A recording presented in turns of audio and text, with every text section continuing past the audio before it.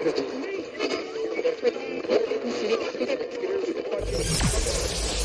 ready for unique, rare, and little-known treasures from the golden age of radio. You're listening to The Amazing World of Radio with Adam Graham. Welcome to The Amazing World of Radio and our special March mini-series, The Amazing Women of Radio. March is Women's History Month. I love old-time radio history programs, many of which do a great job bringing great historical events to life. And I have heard some really amazing, forgotten, and obscure stories about women. I thought it would be interesting to take this March and focus on some of these programs. It offers us an opportunity to shine a light on some stories and figures that are not as well remembered. And it's also interesting to hear how women's achievement and history were discussed during the golden age of radio. This particular series will last 4 weeks, and we're going to start with an episode of Gallant American Women.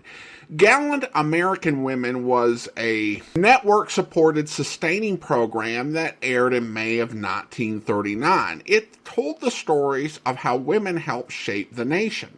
The series was a 15-minute program that essentially told stories through narration. It returned in October of 1939 as a half-hour program with dramatizations included. The series didn't focus on a single woman, but on a theme that covered the lives and histories of several women. So let's go ahead and take a listen to the first episode from the new dramatic series from October 31st, 1959, These Freedoms.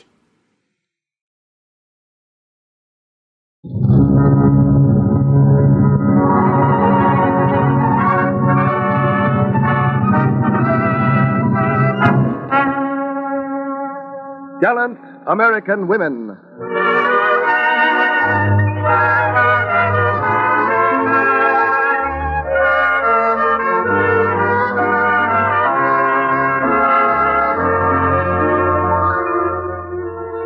is the story of women who have helped to develop the American way of life. Daughters of destiny, co-makers of history. Women whose names are written large upon the honor rolls of our nation's great.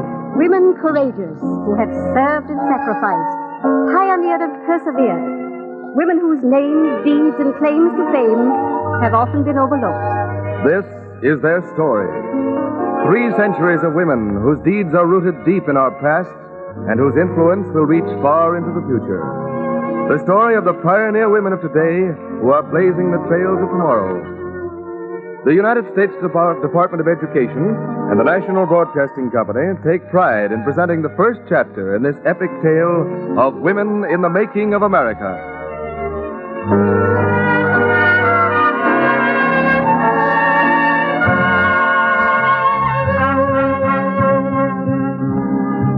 The story we bring you today tells the part women have played in building our great heritage of freedom. Freedom of worship, freedom of speech, freedom of assembly.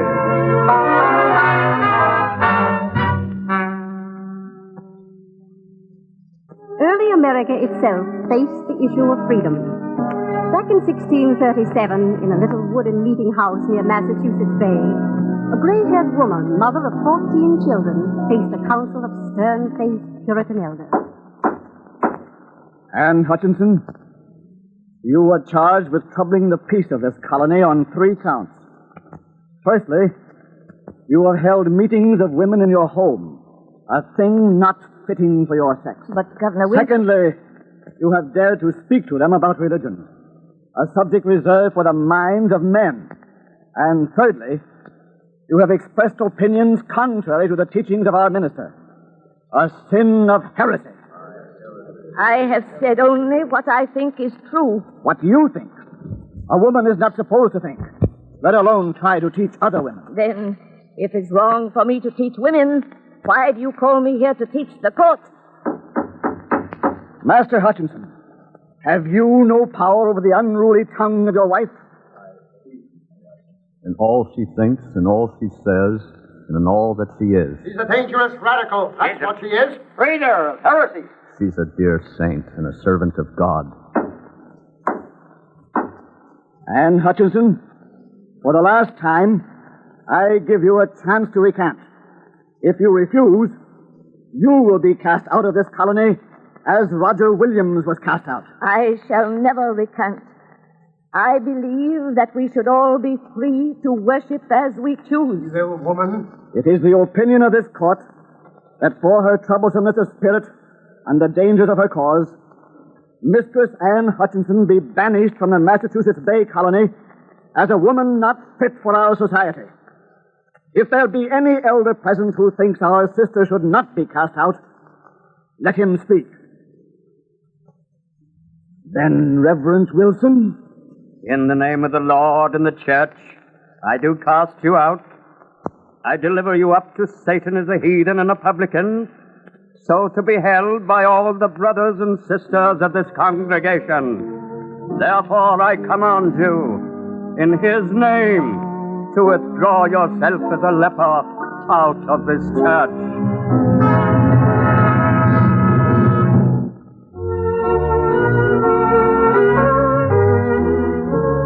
Freedom of worship, freedom of assembly, freedom of speech.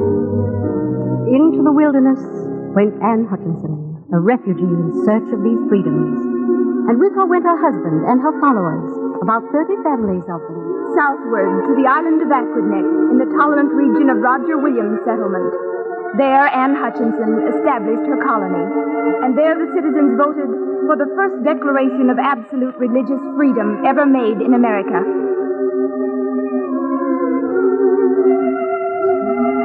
It is ordered that none shall be counted a delinquent for doctrine.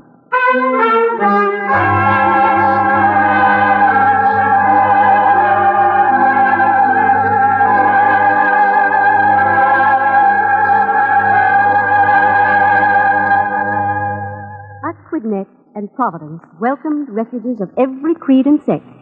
Hearn the mystic, Doughty the Presbyterian, and a quiet Quaker woman named Mary Dyer.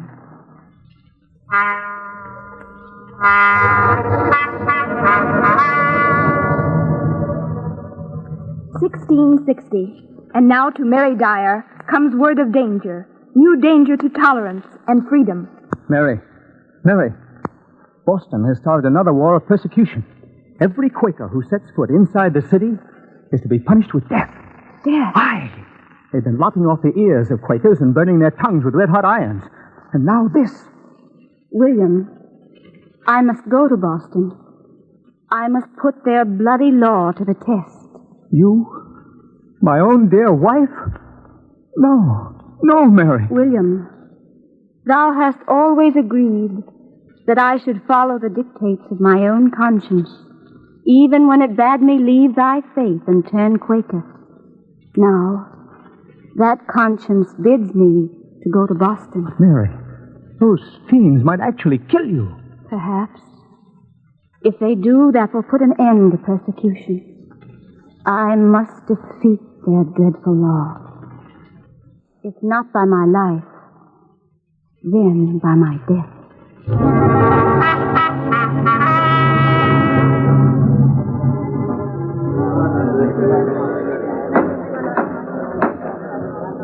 Mary Dyer, why did you come into our city of Boston when you knew there was a law banishing Quakers?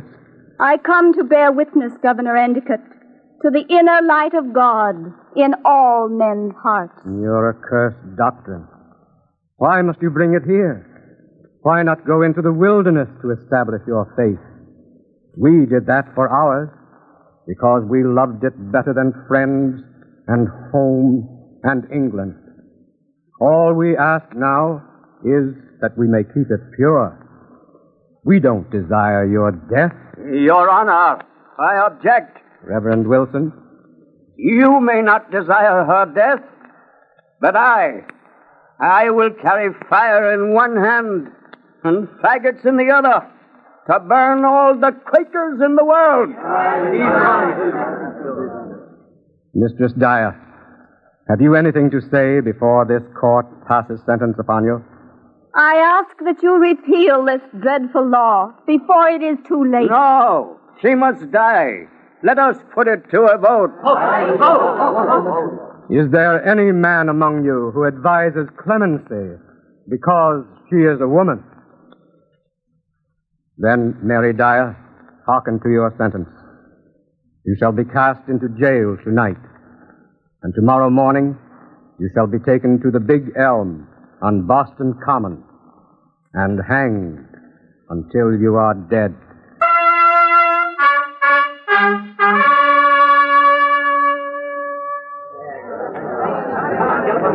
Tie the rope fast to the limb. Mr. Squire, by coming to Boston, you have broken the law. You are now therefore guilty of your own blood being shed. Nay, I came to save you from guilt. I hope that by looking your law in the face, I might force you to abolish it. Foolish woman, give over your will, and you may yet live. Nay, I cannot, for I came in obedience to the Lord's will, and in his will I stand, even unto death. Let her die.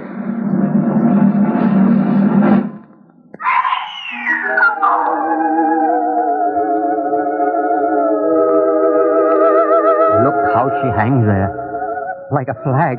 Aye, like a banner of victory.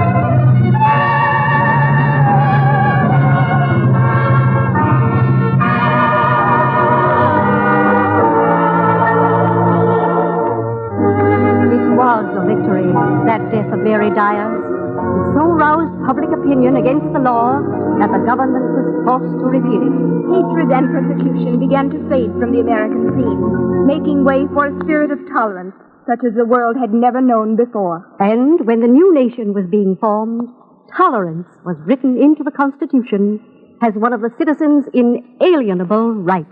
Congress shall make no law respecting an establishment of religion, or prohibiting the free exercise thereof, or abridging the freedom of speech, or of the press, or the right of the people peaceably to assemble.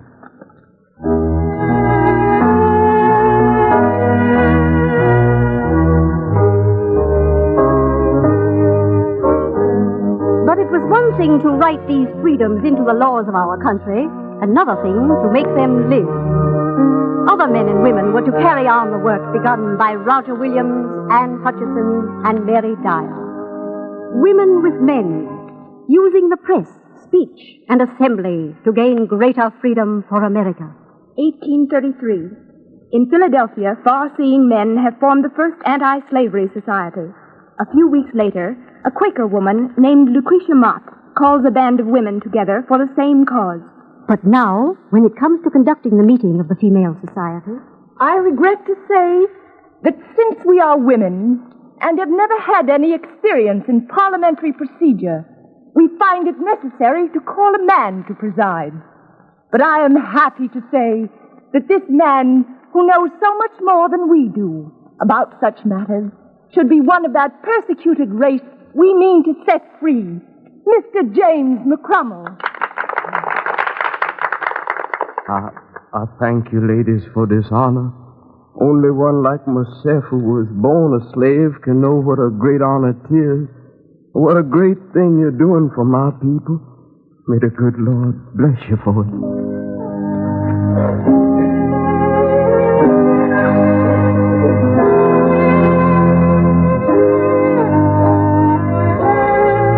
But the churches were not so benevolent. When Lucretia Mott approached them, seeking a meeting place for her anti-slavery society. I'm sorry, Mrs. Mott, but our church cannot sanction a society of females unless it is under the jurisdiction of the male elders.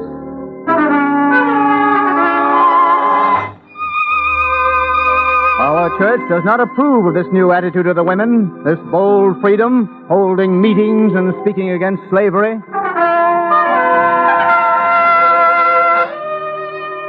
Abolition is a dangerous subject. You have none of the substantial citizens behind you. No important names on your list of members. Right principles are stronger than great names. If our principles are right, why should we be cowards? Why should we wait for those who have never had the courage to maintain the inalienable rights of the slave?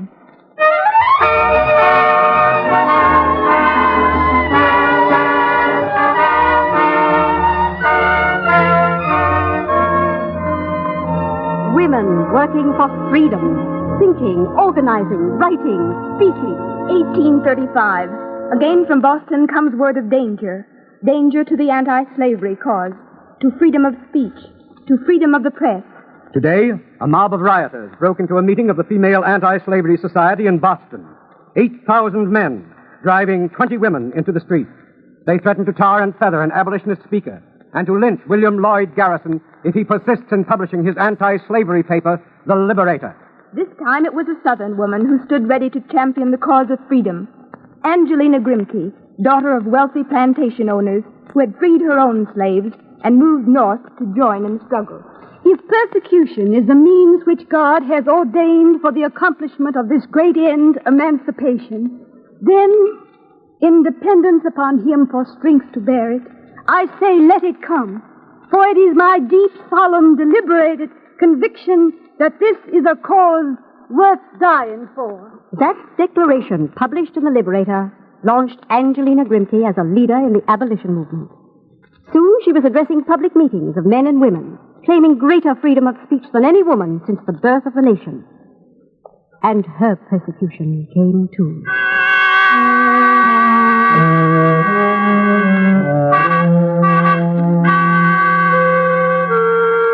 Shame upon her speaking aloud before men. She's a menace to public morals. She's just trying to show off. The Bible commands women to be silent. Public platforms ain't no place for a female. She ought to stay to home.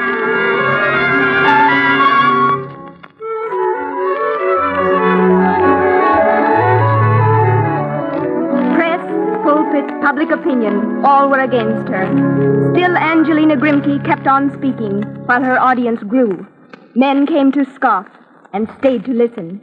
Women stirred with new feeling for freedom and a new pride in their sex. I can't believe that God ever meant woman to be subject to man. This is just another form of slavery. We should be free to speak. I object. This is an abolition meeting. The woman question is irrelevant. Mr. Garrison, I appeal to you. The woman question, so far as it respects her right to speak when her conscience demands it, is not irrelevant, but one it is perfectly proper to discuss in meetings devoted to freedom. And I, for one, am determined... But there were other abolitionists who differed from William Lloyd Garrison. Theodore Wells, the one whose opinion Angelina valued most highly. I wish you would drop the woman question, Miss Grimke. If you'd speak only for the Negroes... I'm free to speak of whatever I choose, Mr. Wells. Of course. And by demanding that right, you're helping to establish that freedom. Why, you're opening a public platform of our country to the men as well as to the women. Well? Well, but just the fact that you are speaking is revolution enough. Now, if you bring in the woman question... I suppose you believe that women should keep silent. That's not true. It was hearing you speak your very first lecture that made me fall in love with you. Fall in love? Surely you know how I feel. I don't suppose this is quite the time to say it when you're so angry. But, Miss Grimke, I should be most honored if you would become my wife. Well, Mr. Well, for the first time in my life, I don't know what to say.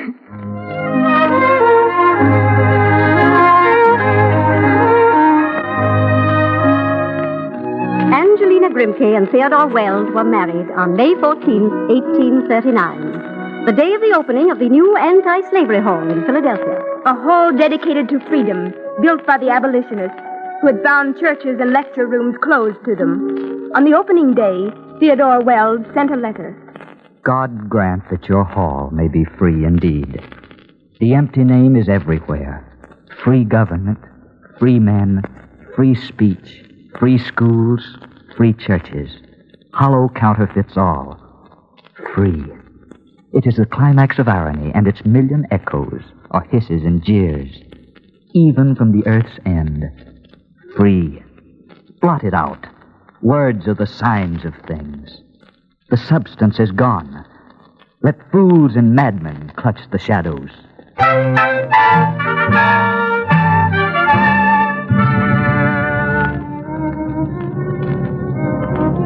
2 days later, May 16, 1838, 3,000 people are gathered in the Hall of Freedom to hear speeches by William Lloyd Garrison and Angelina Grimke Wells. What is a mob? What would the destruction of this entire hall mean? Any evidence that we are wrong? No. Doors giving way. If we shrink in this time of peril, we are not fit to fight for freedom. I thank the Lord that the voice of liberty can still be heard above this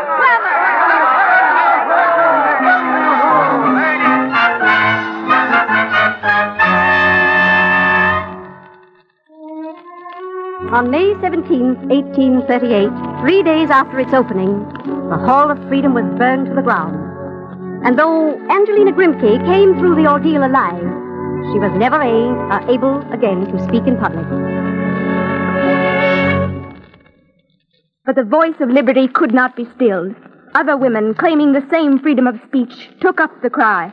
In New England, Abby Kelly, sacrificing a teaching position to donate her services to the anti-slavery cause, lecturing to mixed audiences of men and women, stoned, pelted with rotten eggs, attacked by the clergy.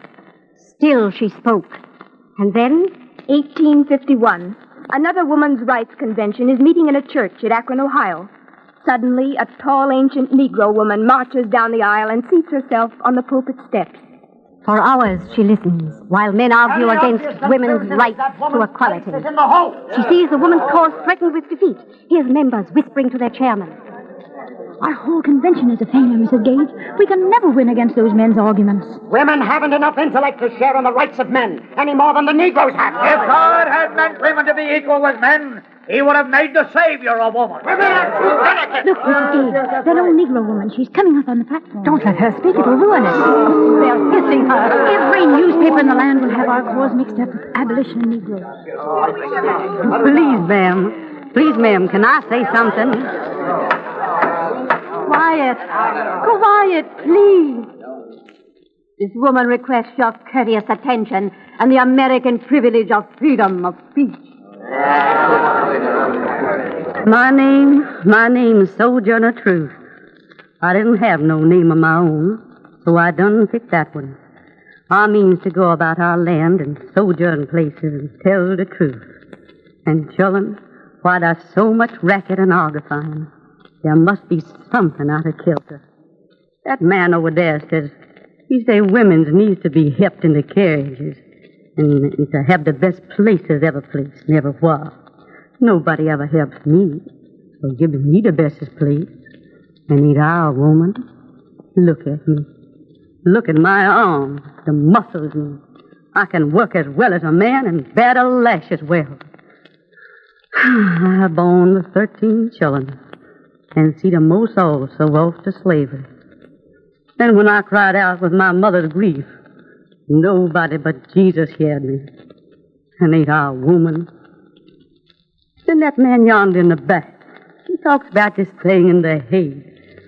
What was it he called it? Intellect? But what that got to do with women's rights or Negroes' rights? If my cup won't hold but a pint and your'n hold a quart, wouldn't you be mean not to let me have my little half measure full?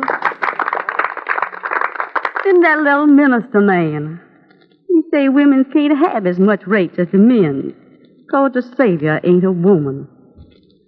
Where did your Savior come from? Where did he come from? From God and a woman. Man didn't have nothing to do with him.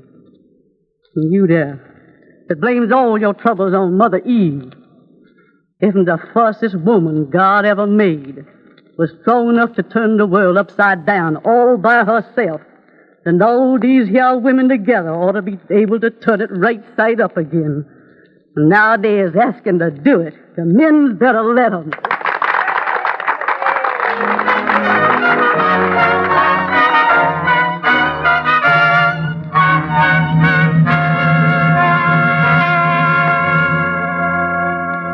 Sojourner Truth saved the day for that woman's rights convention. A Negro woman using her freedom of speech to gain greater liberty for all women. We have come a long way since that day in 1637 when Anne Hutchinson was driven from Massachusetts Bay for claiming freedom of speech, assembly, and worship.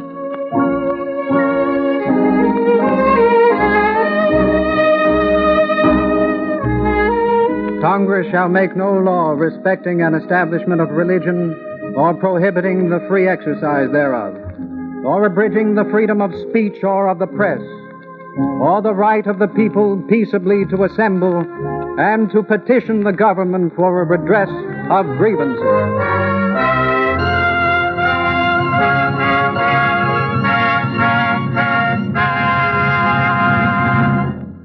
1939.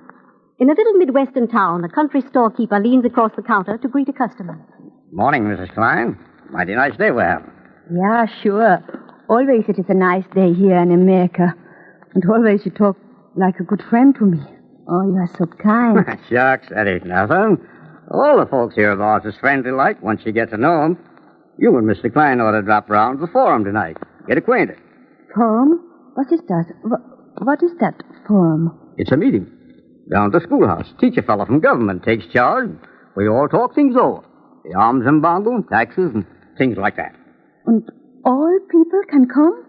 It does not matter what religion we are? What's religion got to do with it? This ain't no revival meeting. It's a forum to discuss important questions. And the women? They can come and talk too? Too? I'd like to see anybody try to stop them. Why, my wife is one of the talkingest people there. She says that the only way we can hang out of these freedoms we've got is by using them. Oh, so. Well, she sure uses that one. You know how it is. Tie a woman's tongue in the middle and it wags at both ends. Oh, you're so happy, you Americans. Always you laugh and make jokes. Well, I reckon we ain't got much to kick 'em out, even if the government does tax the hide off on us sometime. No, you must not say such things. Why? What's the matter? Maybe someone should hear you talk against the government. Say, I guess you forget you're living in the USA. We can use our freedom of speech so long as we don't abuse it. Why, shucks. I'd say the same thing to the president if I met him on the street. You would? Sure thing. Say, you'd better drop around to that forum. Learn what a free country is. A free country? Oh, I cannot believe it. Oh, this America. Everybody here is so good to us. So kind. Maybe someday we can do something to thank this great, big, free America. I am so happy.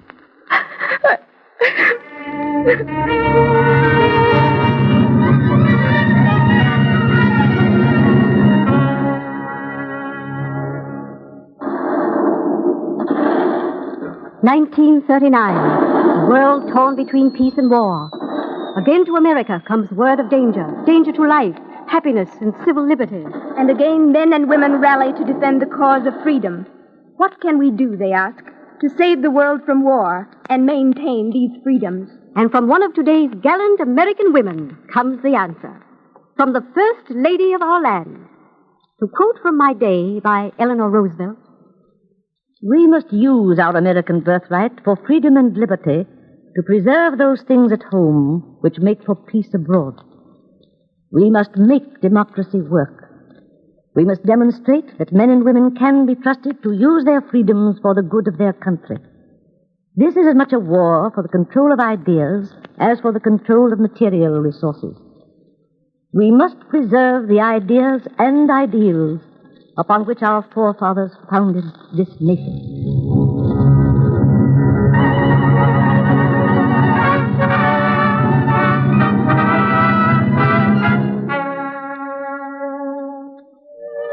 You have heard the first of a series of programs entitled Gallant American Women. Next week's program will tell of women and peace. And now for an important announcement. With the cooperation of the Columbia University Press, we are prepared to send you booklets containing a complete reproduction of today's broadcast. To receive this important booklet, simply send 10 cents to Gallant American Women, Washington, D.C. May I repeat that address? Gallant American Women, Washington, D.C. Simply enclose 10 cents to cover cost of handling and mailing and a note saying, "Please send me the Gallant American Women publication, These Freedoms."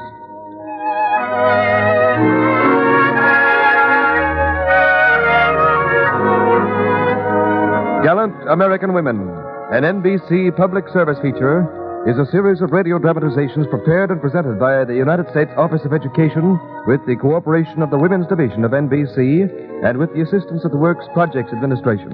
Script by Jane Ashman, Program Supervisor Eva Hansel, Research Counselor Mary Beard. Original music by Rudolph Schramm.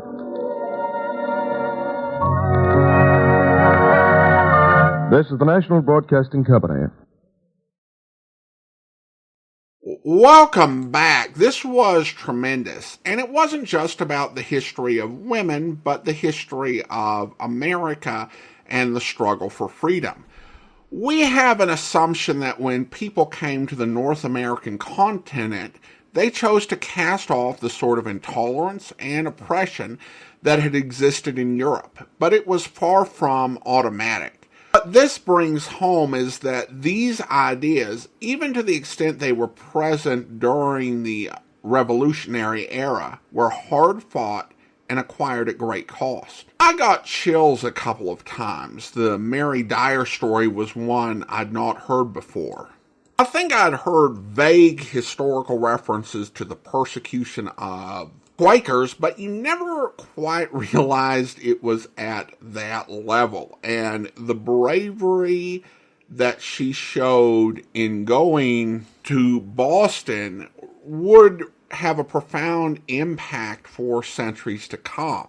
I also was really moved by the Sojourner Truth scene. I'd heard of the speech before and read it. I may even have heard someone try to do delivery, but listening to it this time, and perhaps it was the way the actress delivered it, I was struck by the genius of the speech. There's a way in which it was radical for the time, but it also met the listeners where they were, and aimed just to shift their perspective a little bit to bring them where she wanted them to be. Again, a very interesting series, and we will return to it, although not next week. Next week, we'll have more of a focus on one woman's story, a radio play starring Rosalind Russell. You won't want to miss it. Now, I do want to go ahead and thank our Patreon supporter of the day. Thank you so much to Ryan. Ryan has been one of our Patreon supporters since May of 2023, currently supporting the podcast at the Shamus level of $4 or more per month. Thank you so much for your support, Ryan. And that will do it for today. If you do have a comment, email it to me, box13@greatdetectives.net. But from Boise, Idaho, this is your host, Adam Graham, signing off.